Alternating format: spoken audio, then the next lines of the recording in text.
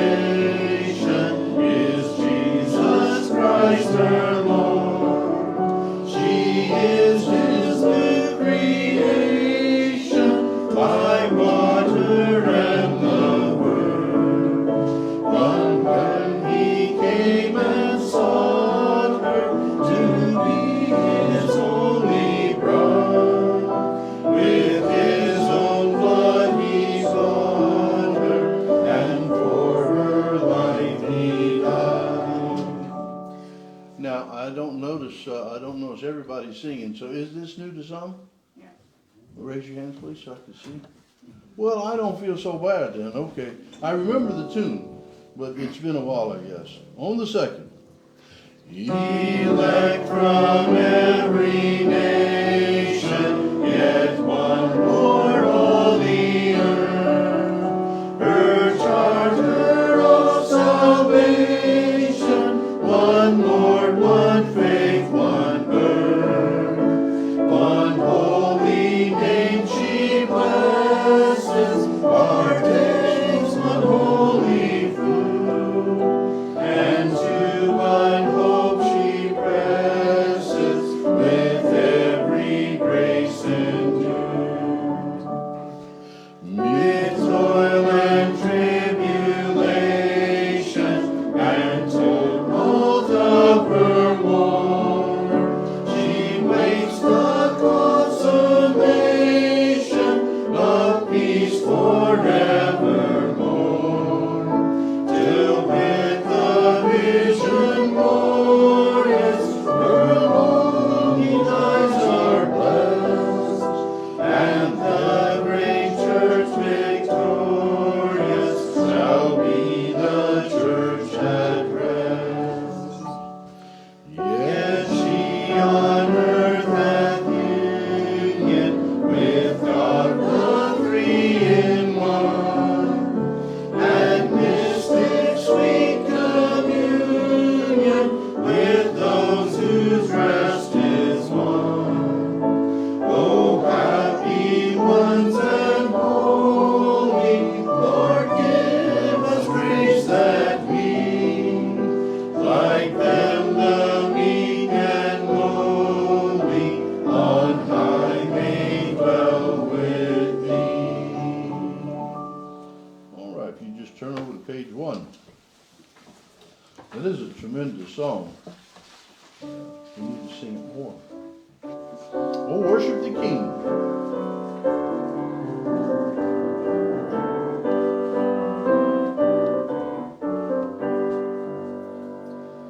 Oh, worship the King, all glorious above, and gratefully sing His power and His love, our shield and defender, the Ancient of Days, pavilion in splendor, and girded with praise.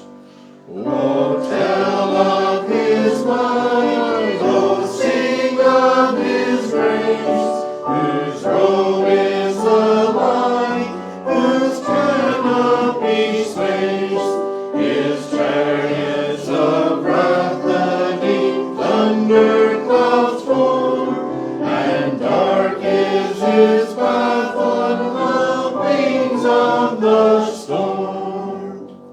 Thy bountiful care, what tongue can recite?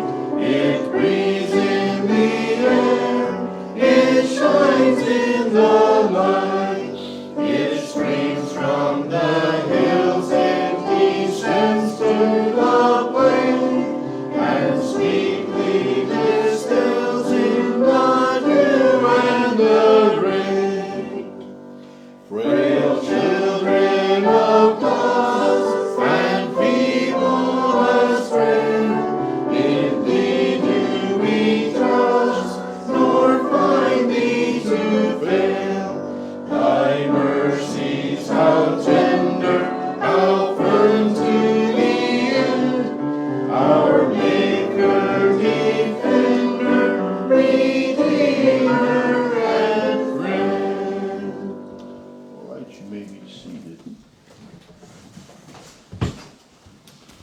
you would, go ahead and take your Bibles and turn to the book of Judges, Judges chapter 19.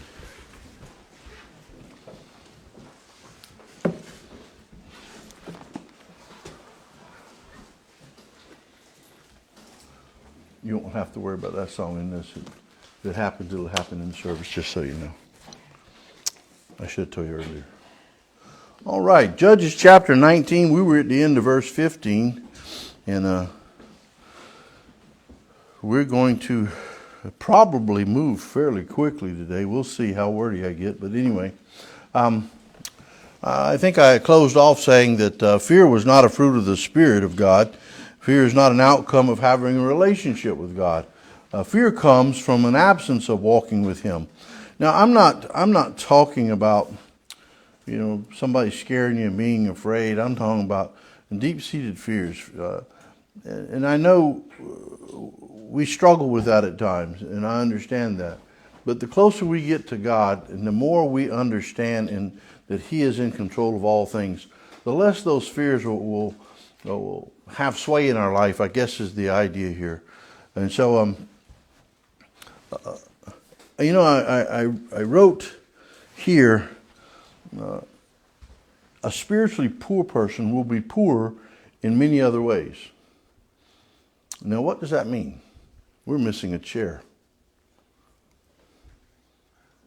Right? How did I do that? I'm sorry. It's been a wonderful morning. Anyway, what do I mean by that? A spiritually poor person will be poor in other areas as well. Do you have any understanding of that, the concept? What does it mean? I don't think they'd have any gifts of the Spirit. Say one more time because I didn't catch it. I don't think they would have any gifts of the Spirit at all. Well, if they're saved, they're granted those gifts of salvation. Right, but they wouldn't be using them. They wouldn't be using them, possibly. But they could be using them, but using them in the negative. There's a positive and a negative side. But what else? Going to lack wisdom. They would lack wisdom. Y'all going in a totally different direction I thought you'd go, but that's fine. This is good. You're teaching me. So they would lack wisdom. They would be using their gifts improperly, if at all. Properly, improperly, in the negative. Anything else? They wouldn't grow. They wouldn't grow. No. They've already proven that if they're spiritually poor, they're not growing at all. They're outside the will of God. They're outside possibly any, I don't know the word I want to use in this, I want to say fellowship, any fellowship with God, but maybe it's better to say they would be outside of a full fellowship, more of a limited fellowship with God. They will be poor because possibly they would not have the peace of God on them. They would not understand, as we said before, the will of God, so they could be wandering off into the world, and they would be poor because of that. So somebody else, It's going to limit their fellowship with other believers. oh boy, it should. In this day and age, though, Limit what they can get out of it. well, I'm not disagreeing with you, but I was thinking about in this day and age, some of the churches that we have out there, they wouldn't care. Matter of fact, there may be a bunch of spiritually poor people having spiritually poor conversation in a spiritually poor church, And so what are they gaining out of that? They're becoming seared unto the sins, and they're becoming set in their ways. And if there's one thing I found, at least in my spiritual walk with God, is He doesn't want me set in my ways. He's constantly disrupting me that I might, what's going on here? Why am, And so He doesn't want us set in our ways. He don't want us set in the flesh. And you did touch that we'd have fewer friends, and I would say spiritual friends. We would have less ability, I believe, to enjoy our lives. If you're carnal, you're going to have a pleasure in sin. It's going to be, I think, limited. Now you say, well, what do you mean? I've seen people live their whole lives in sin. Yeah, you have, but I don't think they are going to have the kind of life that I'm thinking about. When we have Jesus Christ, we're walking with Him. He's promised us life, but He's promised us more abundant life. And I think you'd probably have to really sit down and think about it and define that out. But I think when you think about just living your life and having a more abundant life, they are poor because they don't have that more abundant life. We have the ability to have it, and I think we need to seek after that. The ability to walk with God, and I'll say this. I mentioned fewer friends, less spiritual friends.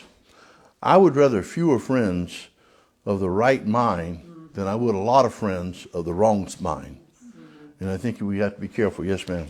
I think of the song that we sang a couple of weeks ago, God cannot pour his riches into hands already full. Sure. And I think when we're spiritually poor, we have started to cling to things. We crave the things that we see instead of letting all that go and letting God fill I'm in full agreement. I think what we do is his riches. we look at all the baubles and trinkets and the twinkling things, and we go after them. And you understand what I'm talking about. I'm talking about the things of this world. I know people, or new people, I can't say I know them anymore, but they had to have a car every 2 years. They have to have the best clothes, the designer clothes, or whatever. To always, they were ahead of the curve, if you would, always getting these things. I don't find that to be very satisfying. I tell you what I think of when I think about these people having to have these new things. I think about the Israelites wandering through the wilderness, and their clothes and their shoes continued. Now, after 40 years, people are going to notice. And that style has been out for 20 some odd years, and you're still wearing it. But, that's still a blessing. God. It didn't wear out. It goes around. Well, I'm talking about the style. But, yeah, the clothes did not. I was telling somebody the other day, I said, I got shirts probably right now that are over 20 years old. 30 years. I may have some older, but I didn't want to brag. Sometimes the old memory here kind of gets you, but I know I got some over 20 years old, and they still wear good. The problem is you can't buy those shirts anymore. I wonder if they went out of business because they made too good. I don't know. But I'm glad I was able to get some. I'd like to get a few more now. But anyway, I think the idea to enjoy life, those people who are, and I say carnal Christians, those people who are poor in spirit, if they're walking in the world, they're constantly, and I'll put this as my opinion, this is what I believe, they'll be constantly stressed or worried about things, the safety of their family, their money, their this or their that, always concerned and worried, always, somebody going to break into my house, is somebody going to steal this from me. Well, you know what? If they steal from me, they're not stealing from me, and I don't give everything I have to God, so they can contend with him. It's his. If God wants them to have it, that's fine. God's got something else he wants me to do, or he says you can do without it. We need to be people of the book. We need to be people who are trusting God, and in the midst of great difficulties, no matter what the situation is, we can have great peace. And in this world today, we have not seen anything compared to what it's going to be. Not according to what I read in the Word of God. Whether we'll be here for that or not, I don't know. So now, after that little introduction that took half our time, let's go on to verse 16. And in chapter 19, verse 16, it says, And behold, there came an old man from his work out of the field at even. I resemble that remark, which was also of Mount Ephraim, and he sojourned in Gibeah, but the men of the place were Benjamites. Now, there's something right off the bat you should notice in that verse. What is it? It's from the same place as the Levite. Actually, there's something before that. Huh? We're still working. We're old. Yeah. It starts off the verse. He says, and behold. What is he telling you? You need to pay attention to what's going on here. He's calling your attention. Behold. There's something going on. Why would he say behold and didn't say there came an old man from his work? What's so special about that? There's something special, or they wouldn't have called your attention to it like this. So he says, and behold, there came an old man from work. Something is happening, or they're getting ready to tell us something we should pay attention to. So we're being directed to an event or a circumstance to take note of. And the next thing we hear is there came an old man. Well, my goodness, there are a lot of old men. There have always been a lot of old men. There's always been a good many young men too, because you have to have them to make old men. But why? Well, I think at this point, the only thing we really understand is we're being directed to give attention to this one old man, not to all of them. I'm sure there were more. You know, it says there came an old man from his work out of the field at evening. I think there's more than one. You know, why did they have a field? Raise food. Raise food. This was a pretty important thing.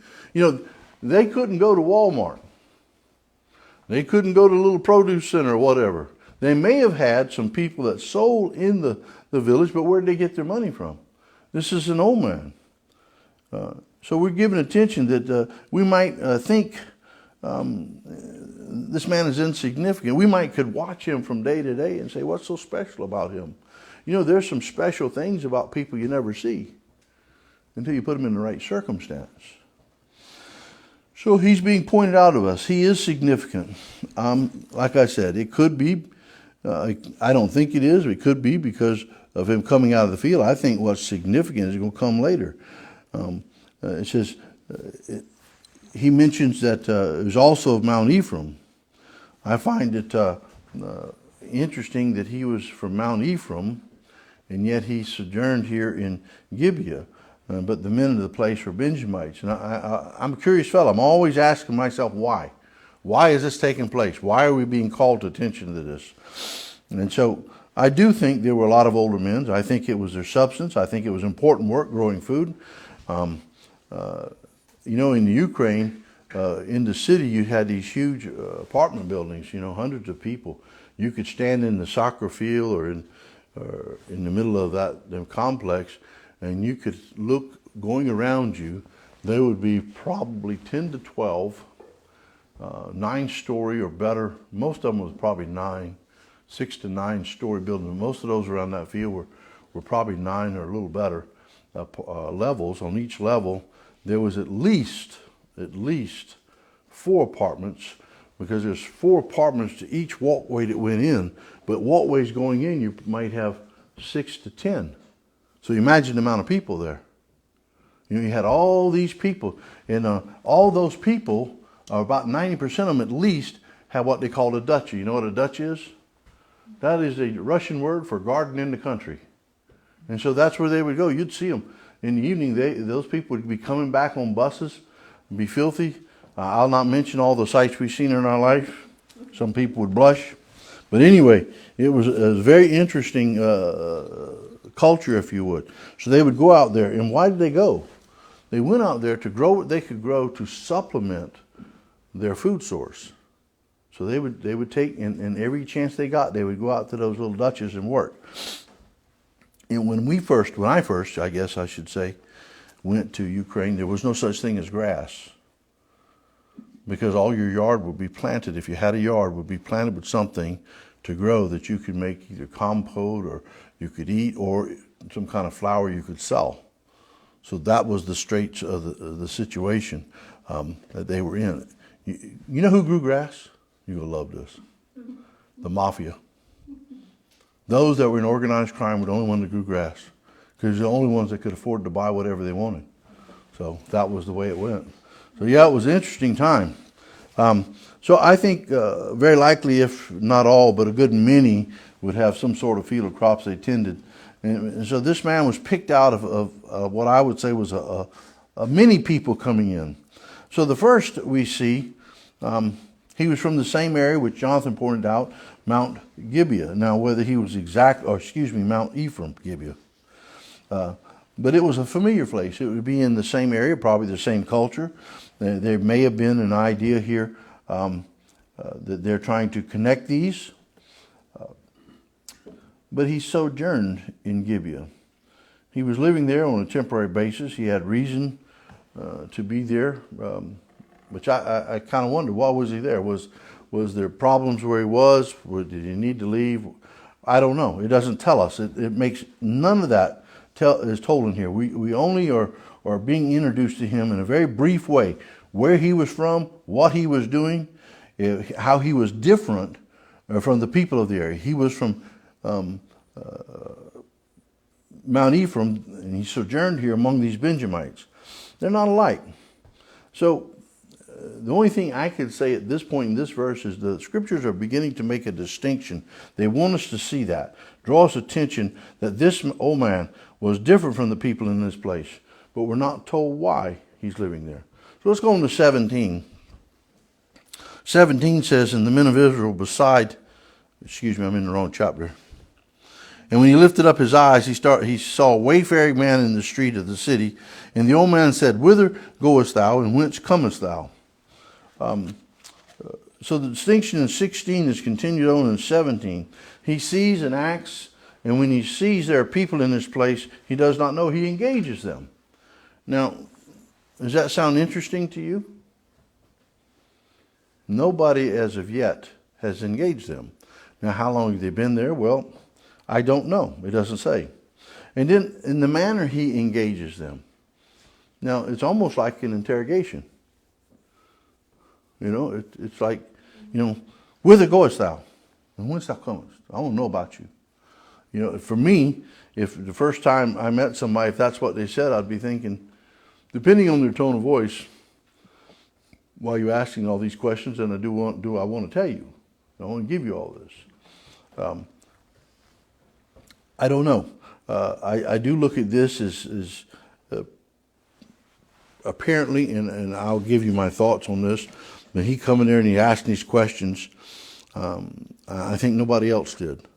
And so I asked myself, why would the Benjamites be like this? And going back to some of our previous conversations, I said, well, maybe they were a wary people, you know. Maybe they were people that were not very sociable. Maybe something had happened.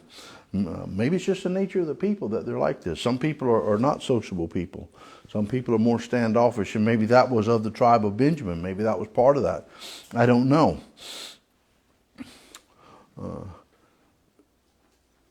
When we go back and go through this passage of Scripture, we really don't get an indication until we get to 22. So we're still a few verses off from that. But in 22, we get an indication of why this might be. And we had talked about it before, so I won't go too far in that. Let me ask you this. When you get around people that act unsociable, do they have to be like that? That's an easy question. No, they don't. I think for some of us, I was always a little, I call it socially impaired, but I'm not so much that way anymore. I was very shy and bashful when I was young. You know, I blushed at anything. I just, my parents would take us visiting, and I just had a hard time dealing with people. But I finally come to the opinion, you really got to just get over it. You know, and I think children are more that way, and that's a protective nature. And I think as you get older, it becomes easier to get out of it. But the Bible tells me if you're going to have friends, you got to show yourself friendly. And I remember there was a time in our church, and there's not a whole lot in here that would remember this, but I think there's 2 or 3 that might, that we would have guests come in and nobody'd speak to them. And I said, you know what? If we're going to grow a church, if we're going to have a church, you got to be friendly. I mean, you got to speak to these people again. When they come, leave out, and you want them holding their hand, you know, you shook it to death. You understand? You want to be a friendly church. And so we strove for that. I reminded, and even with myself, I have to keep reminding myself, you got to get out and get amongst the people. Some people it comes naturally. They're social butterflies. The rest of us have to work at it.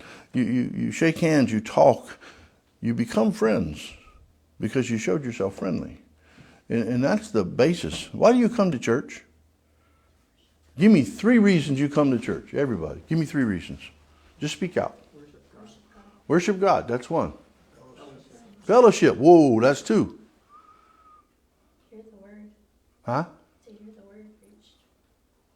I'm not going to go against that, but there's a better way to say what I'm thinking of. You should be coming here also to be intellectually challenged. Yes. I want to know more. Yes. So you come here to worship God. You come here to fellowship with other believers, but you also come that you might know more. I put the phrase that we might know Him. I use that a lot on like things that I post about the church. print, that we might know him. I want a place that not only can I fellowship, not only can I worship, but that I might know him more. You know, and you have those three. To know him more, that idea is an intellectual. We need to be intellectually challenged to know God at a deeper level, to know him more. And so anyway, back to wherever I was. So he was living in a temporary reason. He had a reason to be there, possibly for a limited time. He knew the city. He knew that these were strangers. So again, in this distinction in 16 and 17, whither thou and whence thou comest, nobody was asking. When I look at this and I think about it, these are directional questions. From whence did you come and where are you going? More directional.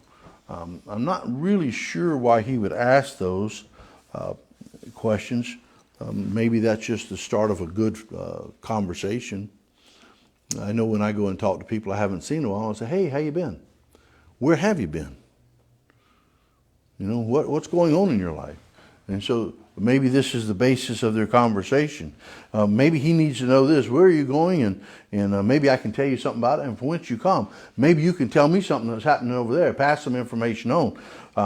I don't know. These questions give the person's background in a way. So it's almost like he's searching out the person. Bill, tell me more about yourself. Maybe when he tells from where he's going, he's telling him what tribe he's going to be connected up with there. Maybe when he tells from whence he's coming, he understands what tribe he's been around. All this is possible because that the land was, they cast lots in Joshua's time, and the land was already divided out. I'm not saying everybody had come into their inheritance, but this would give some indication. I keep saying I don't know. I don't really have a clear picture, but for me, these thoughts are running in my mind constantly. Was this just a curiosity for him? He's an older man, you know. Well, maybe this younger fellow, he's trying to see exactly what he is up to, what he was doing. Yeah, if he's in the streets in a city that he's not from, yeah, I bet he did look lost. You're right. Can I help you find your way?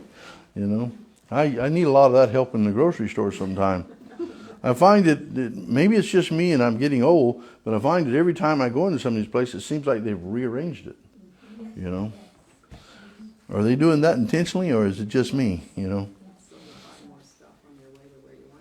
you get to see more of their stock. Yeah, that's what I believe it is too. But one thing I can say positively is this older man is certainly different because he's revealed a care for those on the street. I wonder sometimes, is it any different in our age? We have, I was raised, yes sir, no sir, no ma'am, yes ma'am. I mean, that was grained into me at a very early age, and I remember exactly when they started doing it. But I hear a lot of kids, yeah, nah. You know what that means? I don't have to even say it. You understand. When them eyes start fluttering, your head twists. It was grained into me so much. I have people that have tried. Susan here has tried to take it out of me. And I just finally told her, I said, lady, after 50 years, it's not going. And it's actually more than 50 years, probably. I'm pretty sure my parents started around 4 or 5 drilling this in. So it's very difficult. It's just part of my nature. I don't mean no disrespect if you don't like it, but still, that's just part of it. But it seems to me it could be like that in their day. The elder man, he understood the idea of being polite, of being sociable. Come on in our house. Let me give you a place, while the rest of them was like, I don't. They're on their own. They could do their own. And so I do see and I do understand that with each generation we lose something. Have you ever thought about that? You know why I'm here? Say again? Well, it just comes to my mind that this is where God wants you to be. But I'm also here to pass on my faith, my belief. Everybody in here is to be passing on their faith. And if you do not pass on your faith, Kelly and Vera and some of you helpers teach the young children, if you don't pass on your faith, they'll grow up and know not God. And if they grow up and know not God, what are their kids going to be like? That's what we're here for, to pass on our faith. We can't make them believe what we believe, but we can instill the truths of what we believe in them. And one day, I think they're more likely to decide for God. They may go for a spell, but if we don't put it in, they'll never. Or the chances are highly unlikely they will. So we want to put it in as much as we can. Each generation also loses some social skills. You have to teach your kids to brush your teeth. Is that true? Not your teeth, but their teeth. Did you teach your kids to brush your teeth? This is going to be a tough day. Anyway, it's already started off quite bumpy. I might have to call a meeting of the Secret Sisters. I don't know. Anyway, I'm sorry. This is getting out of hand, is it not? So did you have to teach them or not? Yes. Did you have to teach them how to use a fork, a spoon? Yeah. If you don't teach them that, some things they'll pick up by seeing other people. Kids are terrible at picking at the oddities in life. So if everybody else knows it, they'll pick at them. By the way, that's why we're picked out as Christians. Because everybody else is worldly, and we're Christians, so we're different. So they pick at us. So social skills can be lost. Everything the last generation knew, they don't pass it along. It's lost to the new generation. I wanted you to go back to this verse 17. It says, and it's very interesting. It says, when he had lifted up his eyes. That word in the and I don't do this often, but in the Hebrew is an interesting word. Do you know what that word is? NASA. What's NASA? It's a space agency. And what does it do? It lifts up. It also carries the connotation of being carried. And I was like, I don't know this. I'm like, did they get their name from this? It's very interesting. It's so familiar. So when he lifted up his eyes, when he lifted up, when he looked, when he paid attention, the idea I get is he was paying with attention. He had regard to his surroundings. Again, I wonder, was this because of the type of area he was in? You're supposed to be safe in cities, are you not? You should have a little comfort around your home. Feel secure. He's coming out of the field. Well, maybe he's still worried because of all the animals that were in there. Maybe he's worried about, maybe he's carrying some vegetables or something. So anyway, he had regard. He was cautious, maybe from the nature of the city. I don't know. But anyway, it's hard to say. What we do know, and I'm very positive of this, he was not on a cell phone. So he wasn't doing this and look up. He was looking up. Maybe he was coming in tired. Man, it's been a tough day out there. And then he looked up. And what did he do? He saw this man. He saw a wayfaring man. Now, how did he determine that this fellow was a wayfaring man? He was getting ready to sleep on the street. Spend the night on the street. Well, we have a lot of people sleep on the streets. They're not wayfaring. They're not travelers. These animals were loaded with his stuff. I'm thinking because of the way he presented himself, yes. Because maybe he was packed up. Maybe he had already thrown a few sheets on the street and had done him a lean-to. I was kind of wondering now, was his dress would have been different because he was traveling. When people at home may dress a little bit more comfortably, travelers are not more dressed for comfort as they are for survival, would it not be? If you're walking, you're going to have, maybe if it's colder, you'd have heavier gear on and maybe a little rugged gear because you're out and about. I think there is a difference. The idea here of he lifted up his eyes, he's paying attention. He was observing what was surrounding him. Tells me two things. One, that if you're not watching what's going on, you're blind to what's around you, which, by the way, is a big danger to your kids watching cell phones. I see them all the time. And I've seen a few, step out and, I've seen them walk right in front of me before, never lifted their head. Come off sidewalk. And I'm thinking, how long will you last? Anyway, It tells me that if you're keeping your head down, if you're not paying attention, you're blind to the things around, you're not taking the care you should of your situation. You need to be careful, keep your head up. Also, if you're not aware of your surroundings, you could miss something that's important. You could there could be people set to do you harm, or you could miss a friend that you've been thinking about, or maybe not thinking about, but somebody from your past, and it would change your day. Walking into danger or passing a friend, I think both of those are important. There's something that could change your life for better or for worse. So I would call this man engaged. He's engaged in life. He's just not a smurf. Well, he's not that way. He's engaged. He's watching. He came from the fields in the evening, which the idea of that word means it's sunset. So he had put in his day. It's getting late in the day. He's got a wayfaring man on the street that he's recognized. In other words, he watched him with his eyes. He used discernment, and he perceived that this man was not of that city. It could have been just his mannerisms.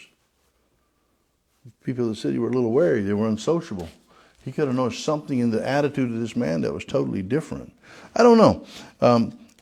But he had spent his day tending to essential life, the essential element of life, of food to eat.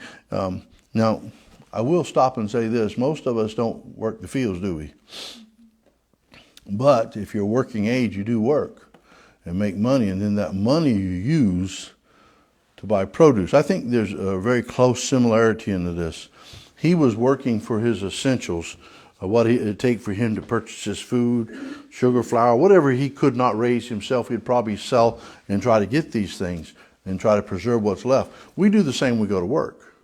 You go to work, you get a paycheck. This is just essentially as you working in the field, that you go and you get the food you need, you get what you have to provide for your family and for yourself, that they might have a good life, to be able to be satisfied with the food they eat. He knew what was important. So not only was he engaged, but I would say he was a man of activity. What do I mean by a person of activity? What does it mean to be active? You do things. You do things. Sit around doing nothing. Yeah, exactly. That's the point. There are slothful people that in the time they're supposed to plant and tend the field, they don't do it. And then when the winter comes, they don't have enough. But this was not that type of man. He may have been an older man, but he was a man of activity. He was engaged. He was doing what he needed to do.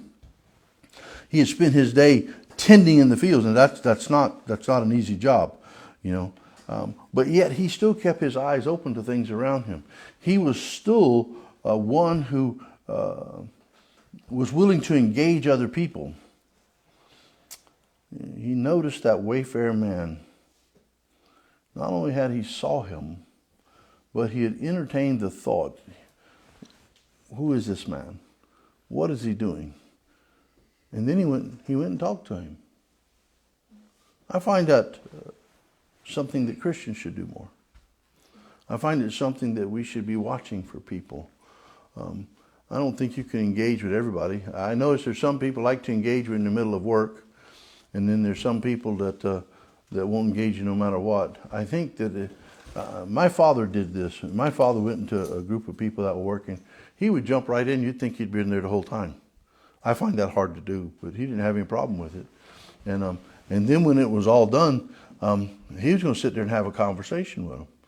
And he would have, not only had he worked with them, they had come to know him through that, but also then afterward he engaged them. He learned a lot more.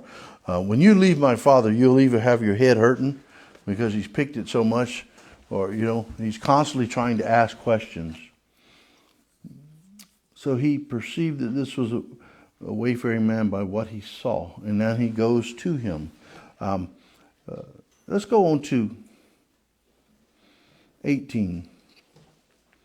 And he said unto him, this is he engaging the man, and we are passing from Bethlehem, Judah, toward the side of Mount Ephraim, and from thence am I. Now I find this is very interesting, and I'll tell you why in a minute. And I went to Bethlehem, Judah, and now I'm going to the house of the Lord, and there is no man that receiveth me to house. Interesting wording. It did not seem to bother him at all that he filled in this total stranger, this elderly gent, about everything that he had done. He was very forthright and sincere about what he told him. And so I first thing I determined is this elderly gent, this old man's countenance was not one that would cause concern. It was one that he would be comfortable with, peaceful with. And he's willing to tell him these things. He gave him the travel plans. It's like what he's quoting out here is like you talk about your vacation travels. You know, we went to Hot Springs and we did this and he's just reeling it out. In the process, he reveals, I think, what would be considered good news to this elderly gentleman. He says, from thence am I. From where? From the side of Mount Ephraim, which this elderly gent, we were told, was from there as well. So there's a communication. What happens when you're traveling? Let's say you're traveling in Canada, you're talking to people, and you say, well, you know, I'm from Nanaimo. And they say, well, we are too. What happens in you? Immediately. Oh, there is a connection there. I mean, and so I think this is a connection. So immediately, did he know this? Did the wayfaring man know that? No, he didn't know. But the old man knew. So immediately you have a connection there. You know, if he mentioned that he's from the same place. And I think this would give a lot of desire for the older man to want to speak more. I would encourage the old man to invite the wayfarer to his home. I guess I should call it, but there's something refreshing to find somebody out of your era, or in international travels even, when you find somebody from Canada, it's like, you know, they're from where I'm from. You know, we got things to talk about. It's interesting. Yeah, that's a foreign country. That's what they all say. Oh, you from Toronto? Oh, okay, I got you. Everybody from Canada's from Toronto. Okay. But it's really, it is. It's a common denominator that just opens things up. You know, it gives a type of connection. You find you have more in common than previously thought. Well, I can't go any further. I was going to mention some things, but anyway, we'll leave that go. So we'll get back on this next. No, not next. We have a special, Lord willing, next Sunday morning. Lord willing. All right. We'll leave that for a surprise for the rest of you.